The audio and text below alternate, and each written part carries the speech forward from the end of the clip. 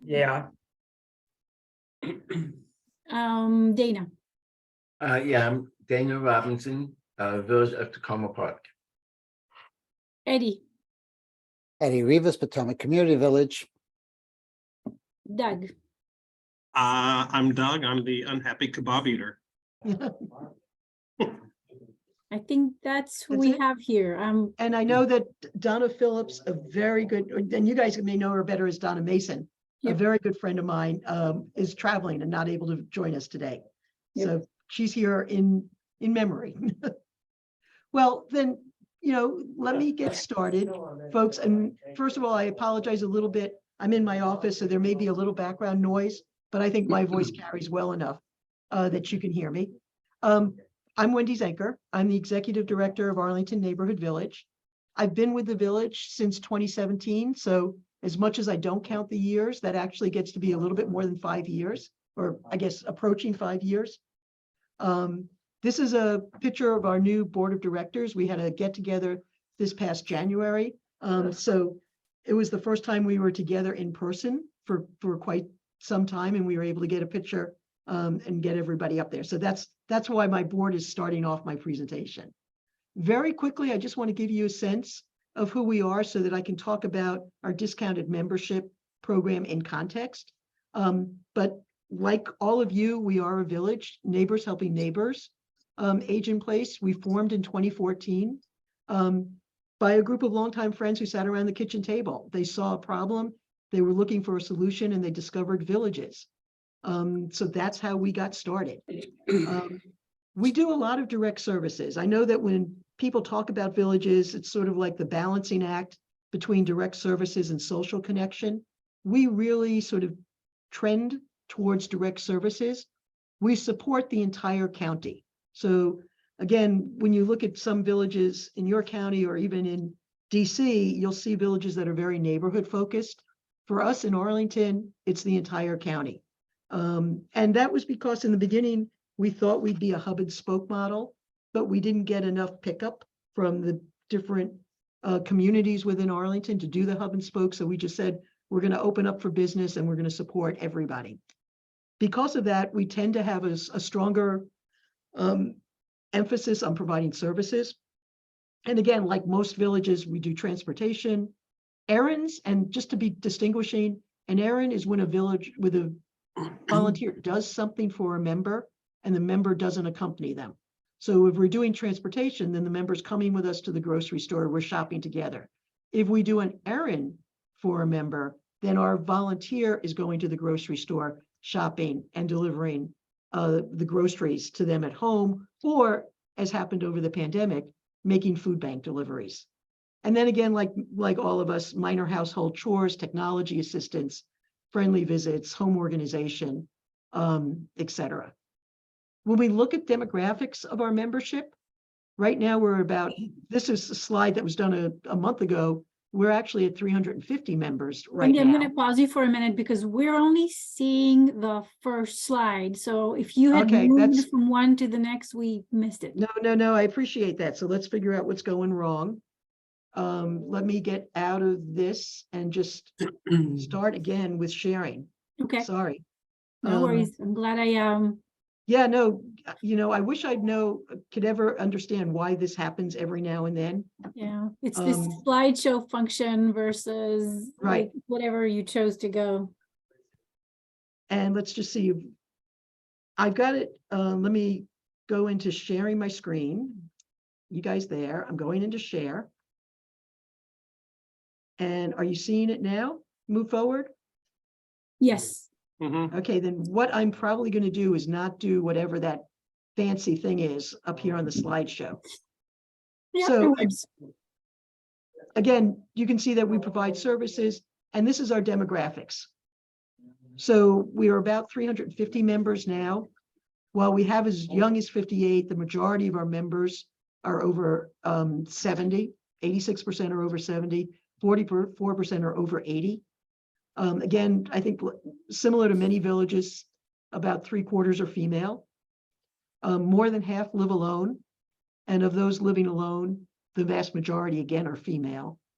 And what we're going to talk about today, where we are today, about a third participate in our discounted membership program. But we also, when we look at issues of diversity, you know, one of the things we think we all should be looking at is diversity with respect to mobility, eyesight, and hearing challenges. And when we look at those statistics for ourselves, we've got about a third of our members who are either using a cane, a walker, or a wheelchair, or have eyesight or hearing challenges. And then with the more traditional counts, we've got about 16% that represent diverse ethnic or racial backgrounds.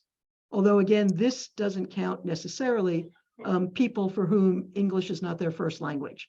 And we certainly have a significant number of our members who are predominantly Russian or Turkish or Egyptian. You know, a lot of ethnic diversity.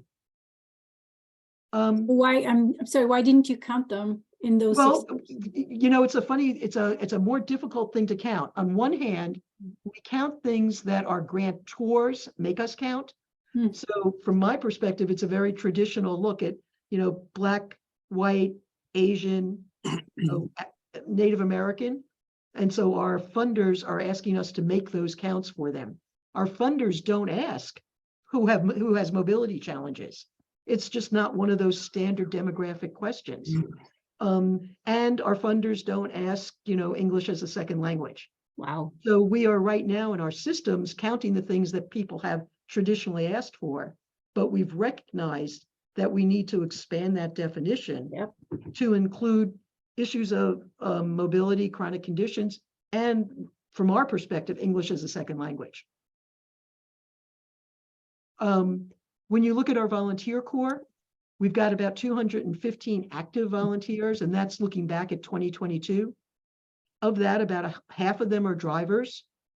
We welcomed 96 new volunteers this past year. Wow. When we looked at the services that we conducted, we fulfilled 3,260 services. And when you're looking at that, the detail, about 1,400 round trip rides, and we count a ride as a round trip ride, not one way. 782 errands, 360 home chores, and then more detail beyond that. Our volunteers drove about, you know, more than 35,000 miles at their own expense. They donated 9,100 hours of service time, and 96% of our requests were fulfilled. So that just gives you a picture of who our membership is, who our volunteers are. And then, you know, how do we get the job done? We are a village that has a small paid staff. So that includes an executive director, a member services director, a member services specialist, a part-time volunteer coordinator, a part-time special projects and development person, and a very part-time care manager who's called in as needed. The village provides up to 10 hours of the care manager's time for members who are especially frail. How do we sustain ourselves? Again, nothing new here. Membership fees, grants, and donations. Membership fees cover about half of our operating expense, and grants and donations split the other 50%, 25%, 25%. And of course, as much as we do have a small paid staff, we extensively rely on volunteers for behind the scenes management support. Let's look back to the pandemic, because the pandemic is really what accelerated our interest in and an ability to expand our services to a more diverse Arlington population. You know, when the pandemic hit back in March of 2020, we operated continuously. There was no shutdown. And what we realized was that there were people who needed help that were not part of our membership, and they weren't part of our pipeline of folks needing or wanting membership.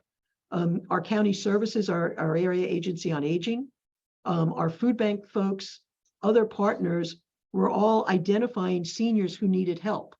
And it was the kind of help that our village was able to provide. So during the pandemic, and I say during the pandemic, it continues to this day, we especially welcomed 85 new members at no cost. So as much as I'm going to talk in a minute about our discounted membership program, also started in March of 2020, was welcoming people at no cost because they needed help and we couldn't say no. Many of those people who are what we at the time called temporary members, although temporary has now gone on for 3 years, are seniors who needed delivery of food from the food bank. And we've got volunteers who have been making those deliveries to the same group of people for the last 3 years. The number of temporary members today numbers about 27, and that's for 2 reasons. One, many of those members, as we say, converted into regular membership. They weren't temporary, and a certain number of them we realized weren't taking advantage of any circumstances. They were just a name in our database, and we didn't want to, incorrectly expand our membership numbers for people who really weren't using our services. So we culled people out of the database who weren't using services at all, and many of the temporary members we converted to regular, but we also continue to this day to have 27 members to whom we don't charge any kind of membership fee. One of the things I mentioned, the way we expanded our membership, was through a partnership with our local food bank. And our local food bank here is the Arlington Food Assistance Center, AFAC. So with AFAC, from the very beginning, there were seniors who were, sheltering at home, much like all of us, who needed food bank deliveries. And that's how we got involved with AFAC and have a strong partnership that continues to this day. So we see that the things that happened during COVID actually made us a part of the social safety net for seniors here in Arlington. So we talked about temporary members a minute ago, but broadly, we've always had a discounted membership program. And you can call that a discounted membership program, or you can call it a financial aid program, whatever it is we call it. We have members whose income is under $49,000, to whom we provide membership for $100 or less a year. Our normal membership fee for one individual is $500. For a household, it could be as much as $750. But for our discounted members with lower incomes, you can see that our membership can be $100, $50, or $25, a sliding scale. But let me also note this sliding scale.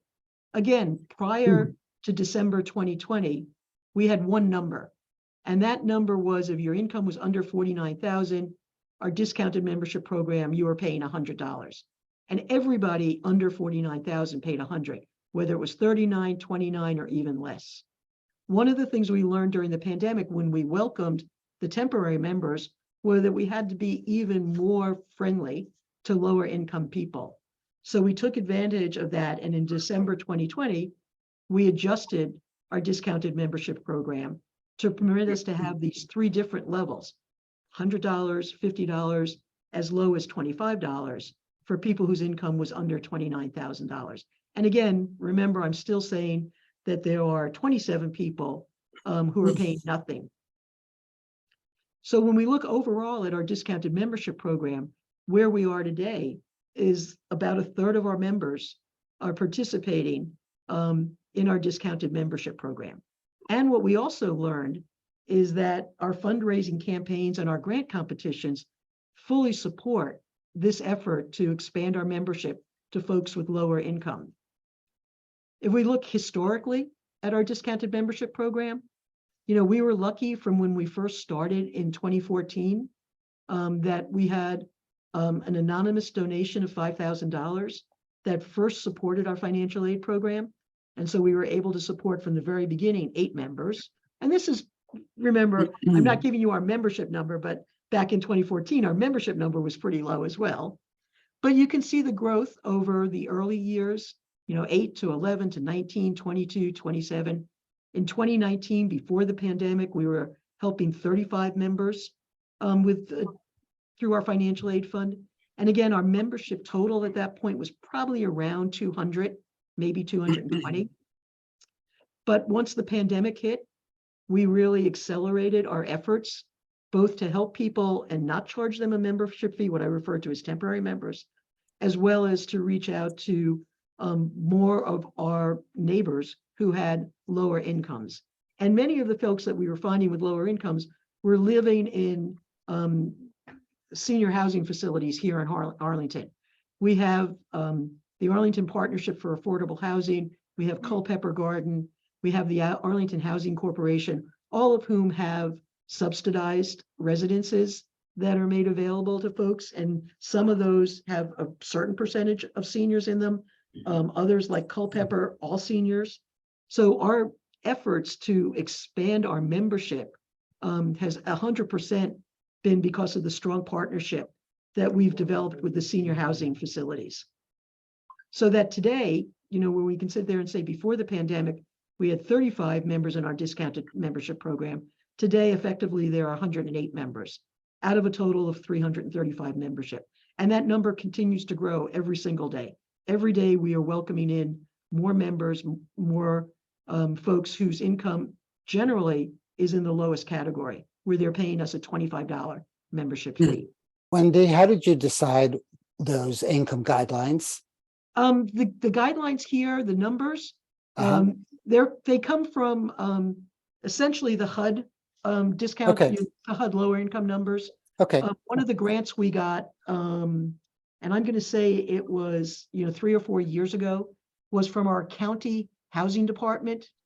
And the housing office. We had 2 years of grants at 11,000 and 11,000. We skipped a year, and then we have a $25,000 and a $25,000 grant from our housing office. And that's because the master housing plan for the county includes an age-in-place goal. So we were able to successfully compete. And this was a competition. This wasn't going to county board members and asking for a handout, but we competed with many other organizations for support from the housing fund. Once we got that support, again, because of the grant requirement, it was easy for us. I'm sorry, my finger is so, it's very flexible here. We easily went to their income table and used that to arrive at our own levels here of support. And then, again, part of this too is at the time, December 2020, there were lots of people on our board who talked about, I think the phrase they always use is skin in the game, that you want people to make some kind of contribution to the services they're getting, so that you want even this minimal $25 contribution. Although we know from people that we talk with that oftentimes even that $25 for an annual contribution is significant for them. Okay, Can I ask thanks. a question? I want to follow up. Sure. You had indicated earlier that there are 27 individuals who do not pay anything. How do you differentiate those from the discount? What was the factor that? The factor is we don't know that much about them, to tell you the truth. We accepted during the pandemic, in 2020, we accepted what we would refer to as temporary members who were just people who were at risk, in need, who needed help. They were generally being referred to us by AFAC, the food bank people, or being referred to us by our AAA. Our AAA would have someone call in to their case management program, describe the kind of support that they needed. And if some of that support was, I need food delivered from AFAC, or I need a ride to my medical appointment, the AAA was making referrals to us. So we had a strong referral pipeline coming in from the AAA as well as from the food bank. And ultimately, those referrals and word of mouth led to people who are living in our affordable senior housing residences.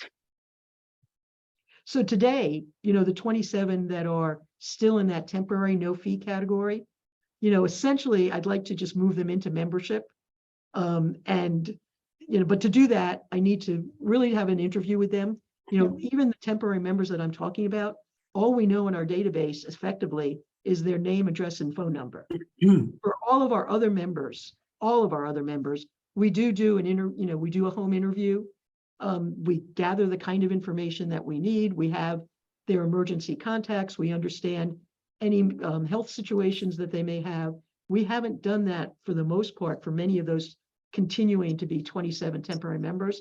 And our plan is to talk to all of those people, have detailed conversations with them, and bring them in as quote, regular members, and not have them as 27 temporary members over the course of this year. I don't know if that makes, part of this too is, and I'm sure that it's true for many agents, many organizations. We all, this all makes 100% sense to me, but when I talk about it to somebody else, I'm not sure that it makes sense to them. So this whole issue of having discounted members and sliding scale members and full members and regular members and associate members and temporary members is something that, I could play Jeopardy on, I know so well. But when we talk externally, it gets confusing to people. So that's why when I, for example, say to you that we have 108 members who receive support, that's 108, which is made up of two components, 27 who are no fee temporary members, and whatever the difference is, 74, 76, that are now in our discounted membership program. Does that make a little bit of sense to you? Yeah, it does. Thank you. Thanks. I apologize. We've tried No, to you- simplify over You're the course explaining of. it very well. And I think that this represents organic growth. So things don't always follow a linear progression that's super structured and rational. Things are evolving. And Right, absolutely correct. And by the whole use of the word temporary back in 2020, you never would think that here in 2023, we'd still be using the word temporary. Yep. Because they're not temporary to us, they're permanent. They're part of our membership, they're part of the people we support. We're not looking to cut off their support from Arlington Neighborhood Village in any way, but we just need to stop calling them temporary members, do the home interview and get them into our system as regular members. But, just to sort of close the loop on this, and then of course to come back and answer questions, we are absolutely growing. We've got a 5-year strategic plan. We are increasing our internal capacity, and that's hiring some more paid staff to help organize the work of our 200+ volunteers. Our partnerships with all of these acronyms, APA and AFAC and AHC and Culpeper Garden and our Human Services and Parks and Rec community development offices are so much stronger than they were before the pandemic. We are all sitting around the table together, looking at how we can support residents with whatever needs they have. For example, the folks who live in Culpeper Garden, we've got 11, 12. I don't know what the number is right now. It could be up to 20 members from Culpeper Garden, but we've also started doing tech coaching there.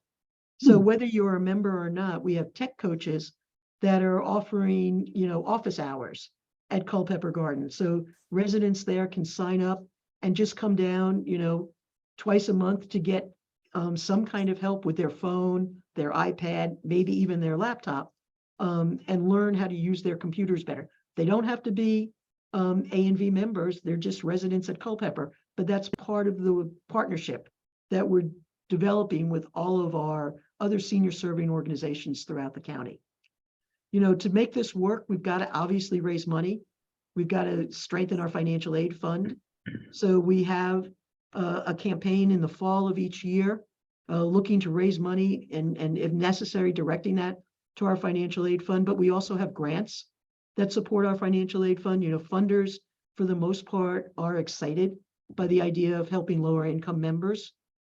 So we've had some success in bringing in grants over the last couple of years. But again, we want to diversify our income streams. We want to strengthen individual donations. We want to strengthen the work that we do with grants. We want to build better corporate support. We want to build more legacy gifts from our members. And most important, we want to better, use our data to drive decision making. We think we've got a richness of data that we are not even, going 1 inch deep to sort of understand who we're helping, how we're helping them, and what they need. And we absolutely want to become smarter about our membership and who they are and what they want. I'm going to ask you all, when you leave us to visit our website, anvarlington.org. A lot of what I've talked about is on our website, as well as the whole idea that pictures tell the story of who we're helping. And as you can see, we've got testimonials from our members in terms of the work that we're doing and how we're helping them. And that's what I always want people to understand, that behind all of the data that I've talked about, there are also stories. This was our Christmas party. I made everyone get together for that family photo that people so fight having to do a family photo. But we were really pleased to be able to get this done. So that's what we are. I'm going to get out of the slide deck now and be able to see you face to face and answer any questions that you might have. And I just like add my applause. Oh, It's awesome. you know, I would have said years ago when we were visiting one of our ministers, trying to do outreach for the village. One of the questions was, are we doing anything at Culpeper Garden? And at the time, and I guess I'm going to be honest in saying this, my answer was no. I don't know that I have enough volunteers for what I think will be the demand for services at Culpeper Garden. And, clearly that's what I said in 2018. And I'm so thrilled today in 2023 to say that, Culpeper Garden is a strong, equal partner. We actually think that we're the junior partner, that they're doing so much for their residents in terms of housing, that the extra work that we can do to help get people to medical appointments or to the grocery store or pick up prescriptions or help them with their technology. We're not an equal partner, we're a junior partner, helping them with the much more significant housing needs that their residents have. But we were able to grow. We were able to grow our organization, grow our volunteer pool, bring in more volunteers, engage the ones that we have, so that we're at the point that we can provide more services to more people. Eddie? At Culpeper, do they have a service coordinator, and that helps you guys coordinate the needs there? So they do have a service coordinator. They've got staff. They've got an assisted living and a independent living component Right. to the facility. So let him come on in, Amos. I'll go.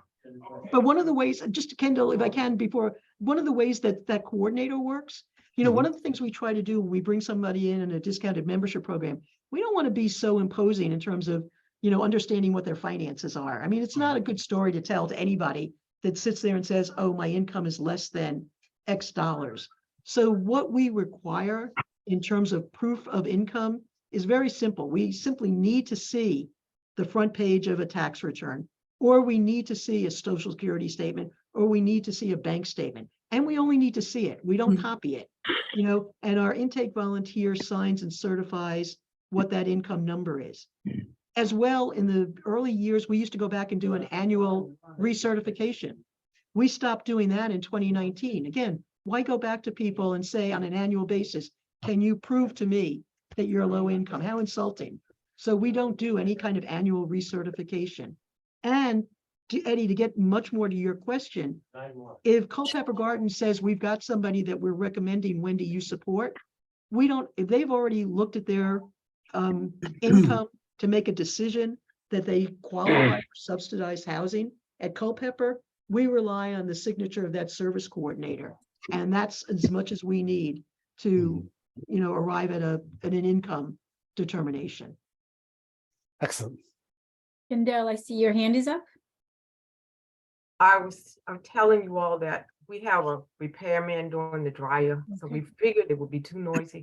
So I'm relocating. Okay. Thank you. Wendy, do you have on your for your reduced fees, do you have a requirement for assets? No. We do in practice, and we never use it because it's just way too much work for staff to have to do. Yeah, income only. That's all we're looking at. Okay. So if I'm hearing you correctly, when you reach out to low income communities, there are essentially two components to it. The first is the progressive approach to participation, i.e. pay as you can, based on some guidelines we have, like to create some objective measures for people to say, okay, this is what's needed. But the second one, which is, just as important, is being relevant and provide what's needed in the day-to-day lives of those people who are living in the lower socioeconomic stratas of our society. Yeah, I think, and I think the answer to that question, Fazit, ties back to what I said, our village is, in that balancing act of social connection versus services. We are a village that I think is more service oriented, transportation, errands, help around the house. We do care about the social connection, and we think that social connection is strengthened every time a volunteer engages with a member. We just count that as the best possible social connection you can have. But we're not the village that's doing a large number of, lunches and dine arounds and things like that. We do them, don't misunderstand. You know, we've got a ladies' lunch and a men's lunch that meets monthly. We've got a bocce group that meets sometimes weekly. We have Tai Chi, we do some fall prevention classes. But when I look at the participation in those activities, you know, in the end, I'd say probably 50 of our members participate in all of those activities I just described, sometimes the same people participating in all of them. But when I look at who's taking advantage of the services that we offer, you know, I'm looking at a much larger pool of people. So I think that's an indirect answer to the Do you see question that these you are two asked. different groups? In other words, those who participate in the social activities are are not as much in the services component and vice versa? You know, that it could well be that. And again, that's where I say we've got to look more at our data. Yep. We also, the activities I just described are member and volunteer. So where our member demographics is, 75 and older, our volunteer demographics are on the other side of that mountain. Yeah. Certainly younger people, volunteers in their 40s, 50s, but many retired people who are still 60, 65, less than 70. So when we look at the social events we do, members and volunteers participate in both. So it's slightly of a younger demographic. But again, we have, Arlington County has some great programs. We've got a very strong 55+ program that operates out of our community centers, 45-page catalog of classes that are offered on a quarterly basis. So there's a lot of other social activities going on that we don't have to create those for our members. And again, I think it also ties to this question of how much are we neighborhood focused? Our members are come from all across the county. So I knew I was going to have to answer this question today. I don't know it for sure. Eddie, are we like a 22? Eddie's on his machine. I think we're like 22 square miles or something like that. I think it's actually slightly bigger, but it's not like the 100 square miles of DC or anything. Right. Or the issue is that we, people who are in neighborhoods in DC really can do that sort of walking around to each other's houses and things like that. Because we're not that small community, we're a big county, we tend not to have those kinds of activities. Did you find And that because almost all of Zoom- our people need a ride to go do anything. Yeah, but So- what about the going online? I mean, a lot of villages in Montgomery County had switched many of their activities to Zoom and have found that there's higher rates of participation by those who have some mobility or Right. caregiving duties. Mhm. Yeah, absolutely. We found that too. I mean, we have done Zoom, as all of us have, since March of 2020. We have twice as many people participating in our weekly speaker series on Mhm. Zoom as we had in person. In person, we'd have 15 people, and we're always anxious about promoting it and getting enough people to show up. Today on Zoom, we regularly have 35 to 50 people who are participating, and again, all ages and all income levels. We just had our Wednesday speaker was on colorectal screening, and we had 20 people who kept that speaker on for an hour and 15 minutes Oh, wow. with questions. Big topic. Yeah, I know. I've learned a lot. There's another kind of, as you were talking, especially as you were reviewing the history of your organization, what I kept seeing is this switch from a scarcity mindset to this abundant mindset. Like there is enough of us for everyone. And I've Right. seen a lot of villages board for good reasons. I mean, it's not like a good or a bad judgment. It's just an observation that people can be operating with like, well, we can't do this because we don't have enough of XYZ, whatever that may be. But in fact, the paradox in that, the more you operate of that mindset, less capable you are. And so once you have that switch in your head and say, there's enough for everybody of everything, and then you kind of like organically draw in people. Aziz, that's such a strong comment. I mean, I think you guys probably were impressed when I sat there and said we brought on 96 new volunteers in the past year. I mean, our volunteer coordinator is great. And a lot of those volunteers are coming from online sources. In the old days, again, pre-pandemic, we were out doing civic associations and all of these in-person presentations to get people familiar with the village. We do those, we do them online, but we also find people through our online volunteer sites, Volunteer Match. There's a volunteer site here in Arlington. People Google us saying, I'm looking to volunteer in a senior organization. Most of our new volunteers initially find us in an online world, and then we sort of suck them in to become volunteers. And we do, our recruitment is targeted to what we need. We've got a separate, position out there saying we need drivers, and we need drivers Monday through Friday, 9 to 5. And we really are telling volunteers that's what we need, and trying to bring in that kind of person who has that kind of availability. It sounds good. But, one of the things I am, and when I talk in this kind of environment or elsewhere, I'm really interested in doing better in terms of all the data that we have, and it came up when I think we originally were talking about, what do I know about my non-English speaking members? Because gosh darn, I mean, that's as much of a diversity factor that we have to manage as anything.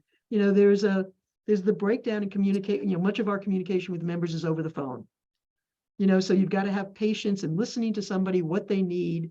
Oftentimes what we found is that people can understand us, and they can also talk to us, but they're often shy, thinking they don't have enough English language ability to convey and tell us what they need. But they do if we're patient.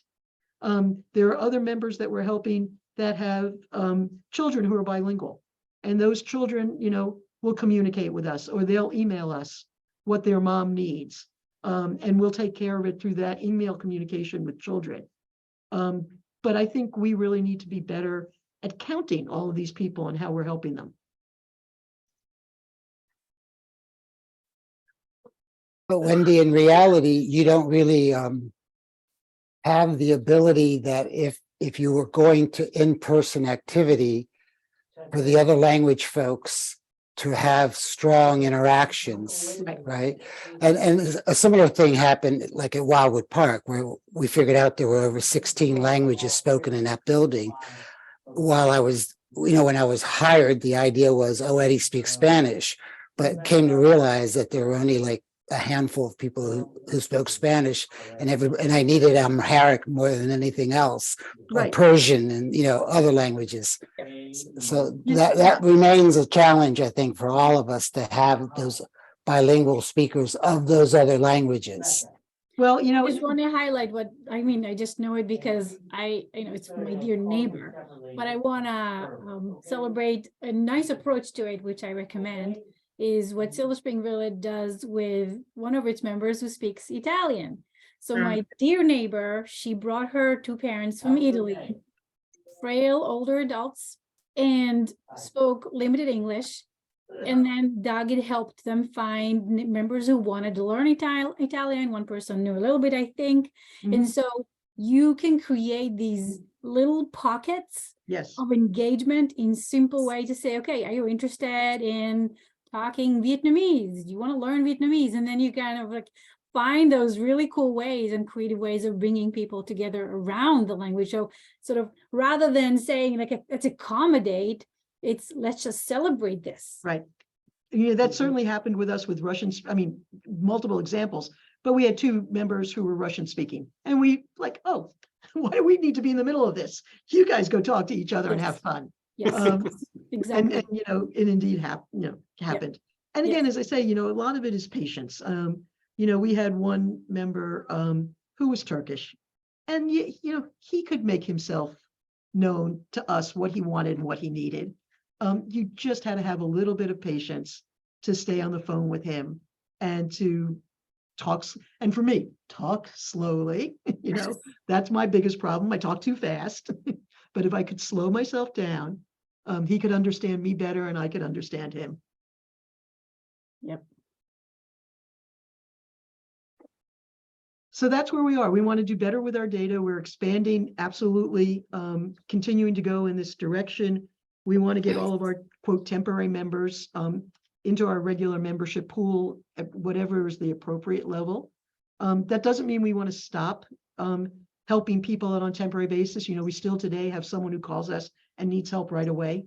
And we don't want the fact that we have to go through a membership interview and, you know, all of that stuff would invariably takes a little bit of time, stop us from being able to help that person. So we'll bring them in as a temporary and say, yep, we can pick you up from your colonoscopy. But we want to talk to you about becoming a real member after that. A That's real really member. good approach.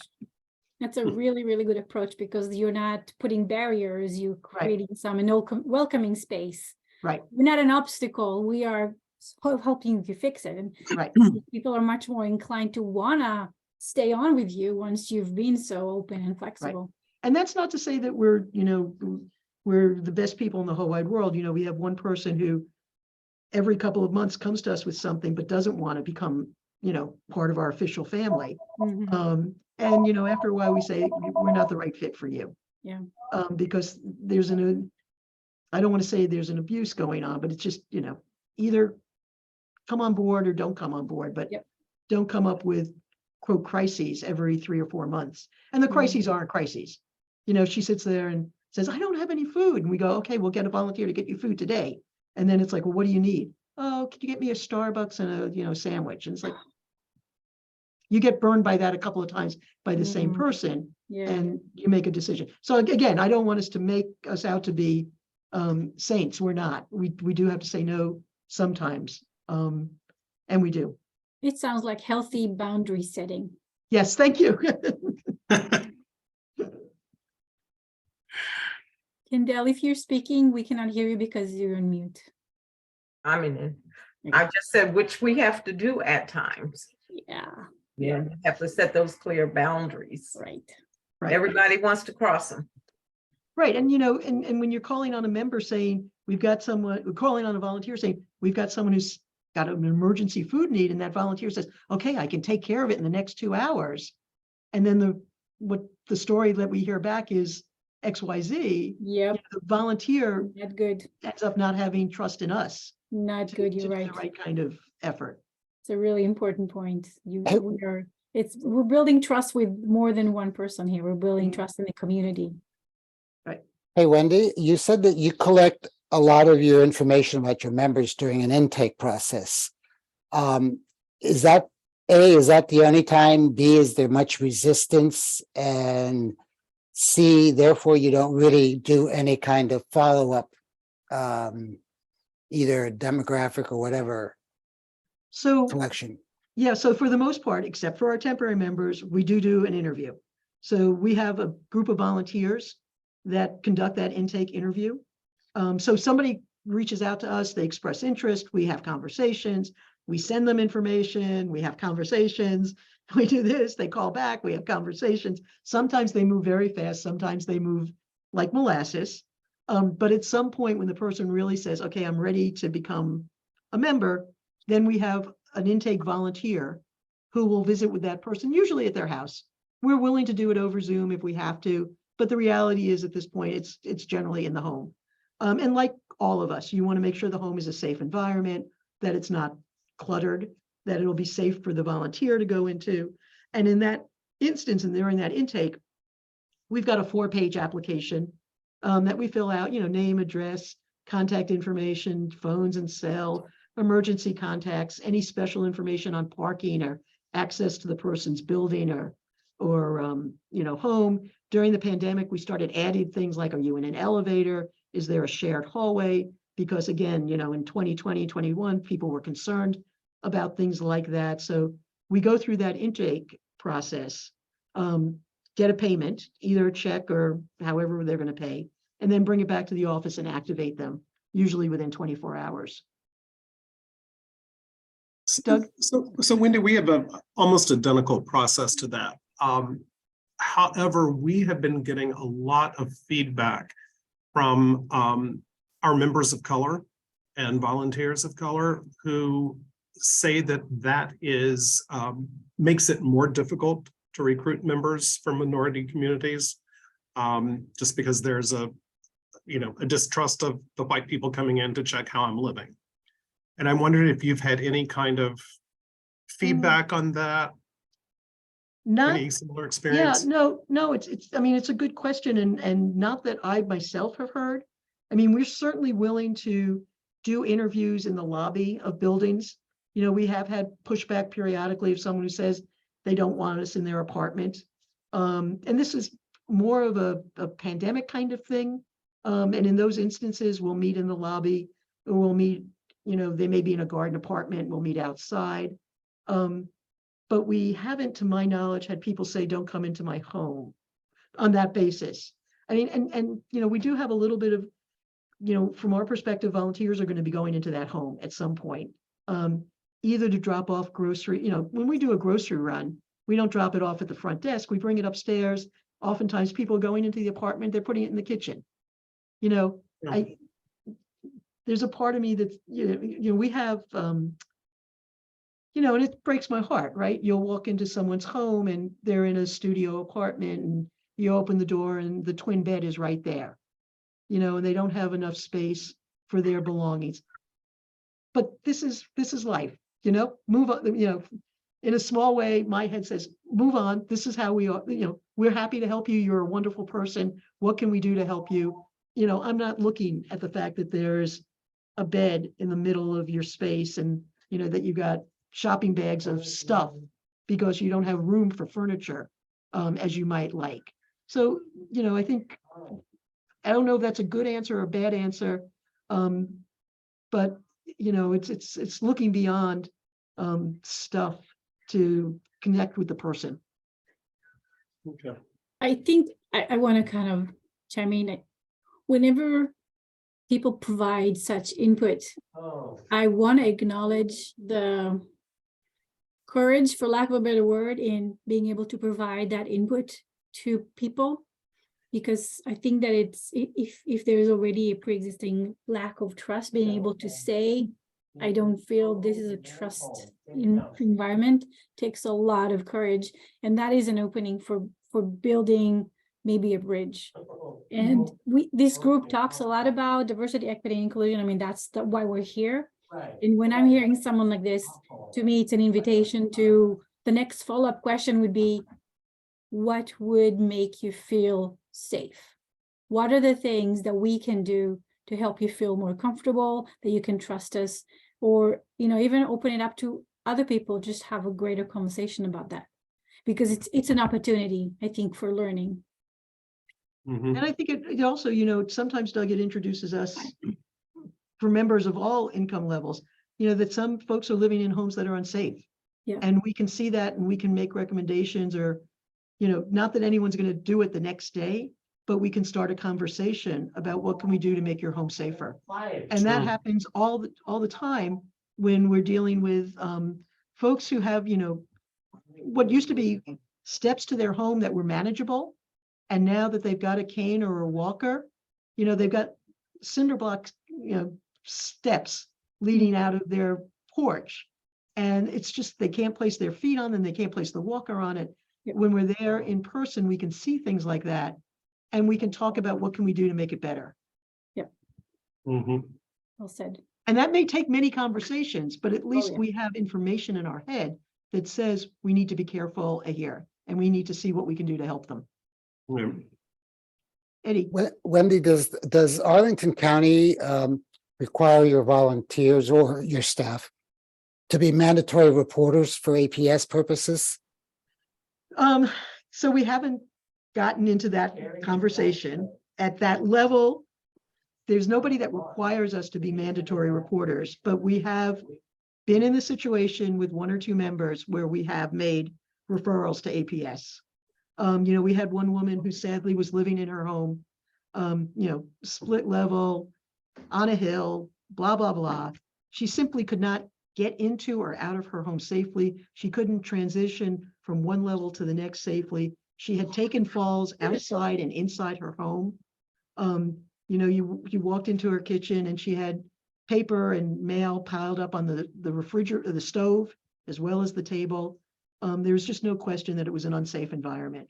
And we, you know, did do the APS referral. But again, you know, you learn through that APS referral, it's not everything it's cut out to be.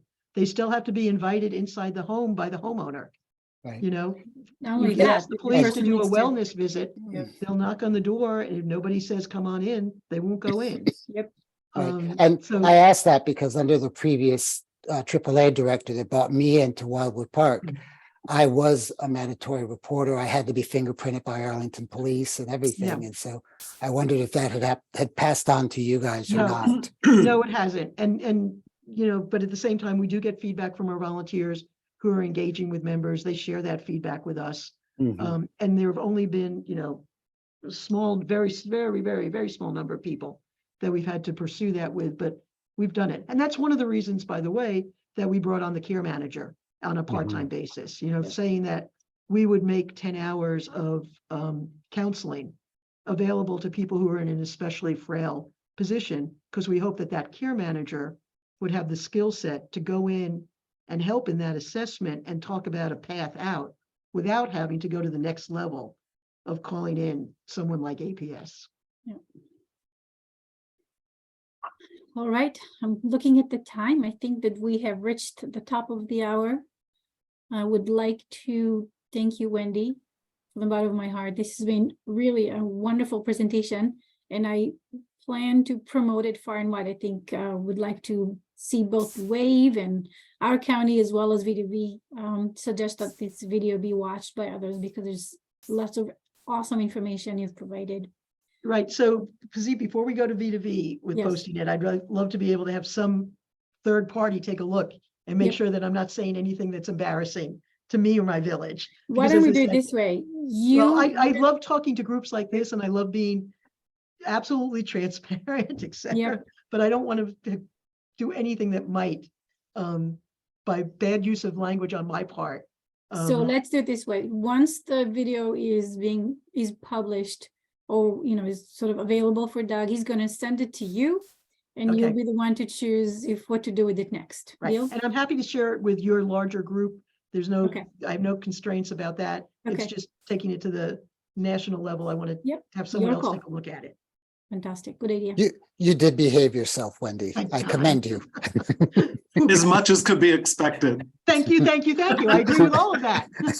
I do want to say, Pazit, that, I put something on the V2V blog earlier this week, looking for other villages, because I'd love to make a conference presentation Mm. out of this storyline.